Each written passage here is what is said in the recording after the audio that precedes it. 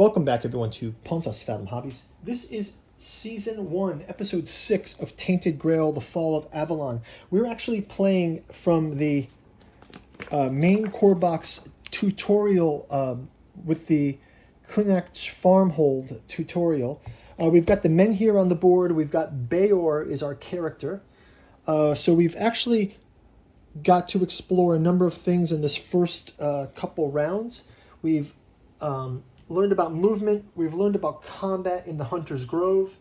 We've seen some of the mechanics on how the energy, health, and terror work, and also the way we can line up the diplomacy and the combat cards. So we had combat in the Hunter's Grove, and we had against the misshapen vermin, and we had a suspicious guard in the Whitening.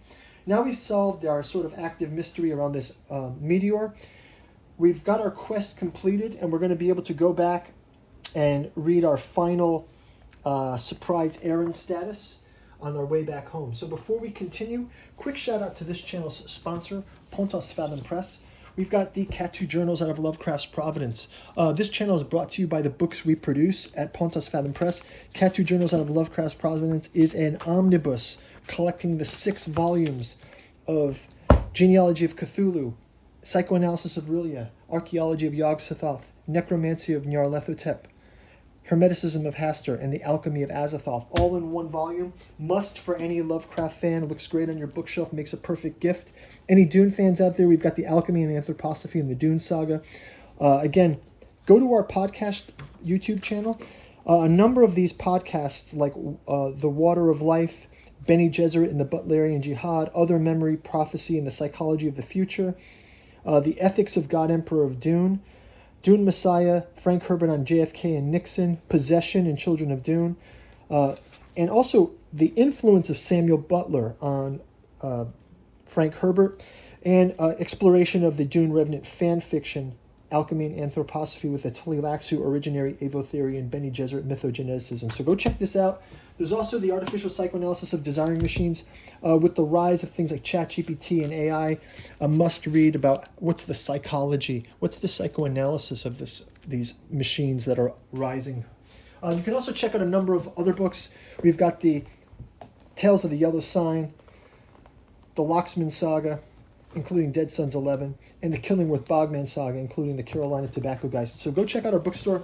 Helps us support the channel. You can also join our Patreon, where for as little as $1 you can read Genealogy of Cthulhu.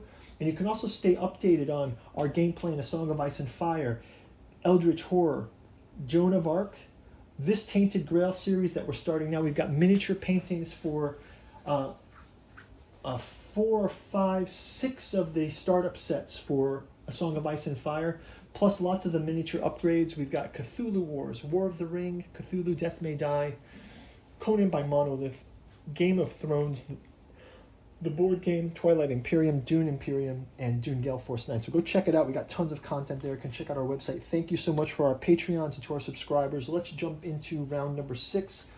We're going to make our way home back to the farmlands. So part 13, you have to go back to connect fast. Traveling to the Hunter's Grove as before. So we'll move Bayor. We've got Bayor here on the screen. You can go check out the painting video of Bayor. We've also got our men here. So we're going to put the men here. We're going to move Bayor back to Hunter's Grove. Travel to Hunter's Grove as before. Perform a travel action. Pay 1 movement. Perform another travel. Play 1 movement. Move to location.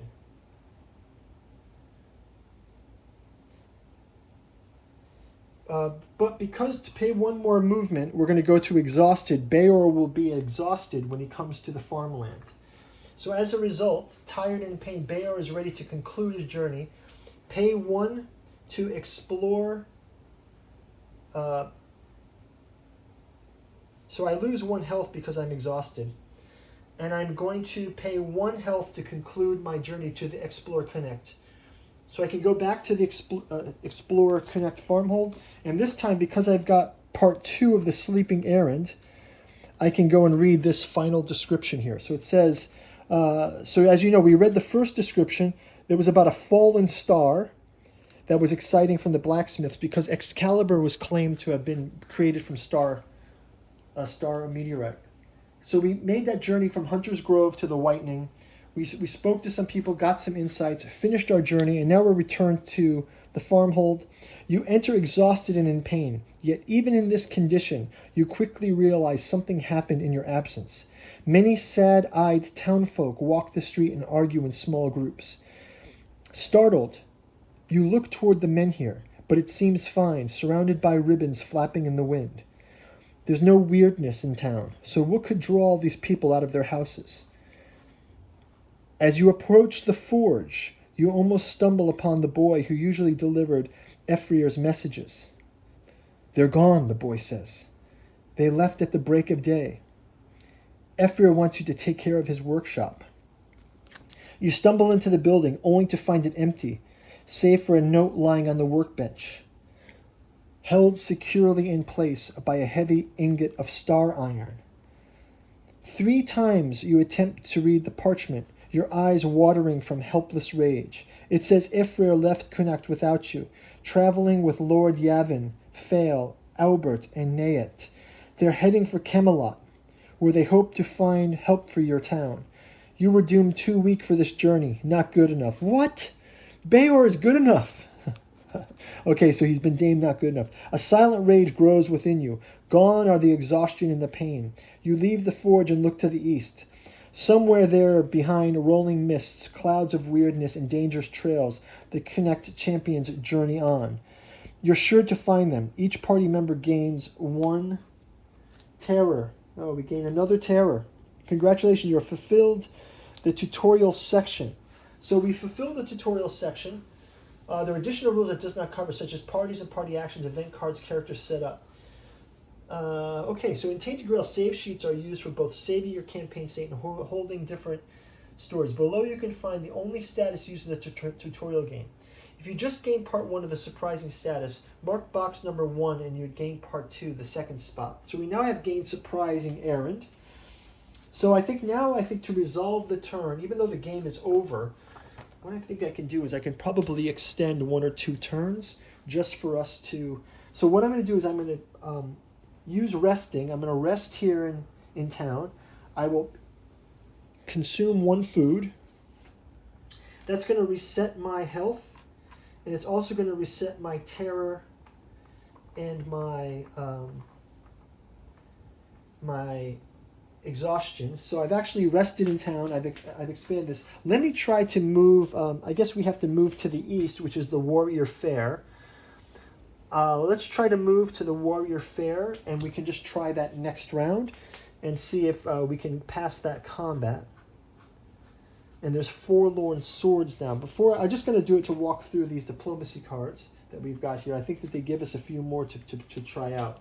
So let's play it again. And we can do that in the next turn. So thanks for watching, guys. We will jump back. We'll see you in round number 7. Thanks for watching. Bye-bye.